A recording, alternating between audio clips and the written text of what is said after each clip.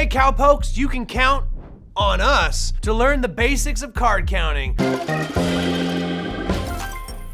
Howdy partners, it's your old friend Dominic here from AmericanCasinoGuide.com. So what exactly is card counting? Simply put, it's a system that helps you keep track of already dealt cards and determine the ratio of high value cards to low cards remaining in the deck. Doing so will allow you to make better informed decisions, like when it's best to adjust your bet size, hit, stand, double down, or split. Now, before the goody two-shoes flood our comment section saying that card counting is cheating, technically it's not. Although it is heavily frowned upon in casinos as it improves your odds overall, so much so that if you're ever suspected of it, you could be asked to leave the casino or even be included in the persona non gratis list in the process. It is not cheating, but beware. Now, how does one actually count cards? As you already know, high cards in blackjack are defined as tens, face cards, and aces, which benefits your score far more than the lower value numbers. When high cards remain in the deck, it increases the likelihood of getting a strong hand or landing a blackjack. On the contrary, when there are more low value cards left, it favors the dealer.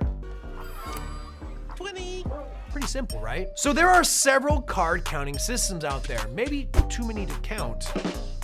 But since this is a basic tutorial, we're only going to be going over the two most popular ones, the high-low system and the KO or knockout system. The high-low assigns a value of +1 to low-value cards that are 2 to 6, a +0 to neutral value cards, which are 7, 8, and 9, and a -1 to high-value cards, 10s and aces. As cards are dealt, keep the total by adding or subtracting when they're revealed. Then, you're going to need to calculate the true count by dividing that number by the number of decks in the shoe. So in theory, the higher the true count, the higher the odds of getting a high value card, as a lot of the low value cards have already been dealt. The knockout system or KO system pretty much works the same way, but opts to lump 7 in with the low value cards that net +1.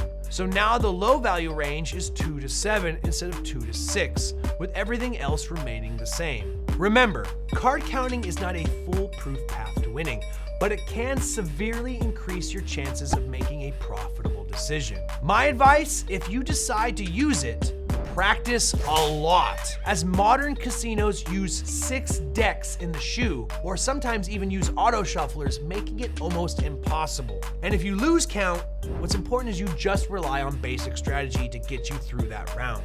So have you ever counted cards in the casino? How was it? Let us know in the comments section down below. And don't forget to clickety-clack that like button and pound that big red subscribe button if you haven't already. This has been Dominic wishing you luck and reminding you as always, play responsibly.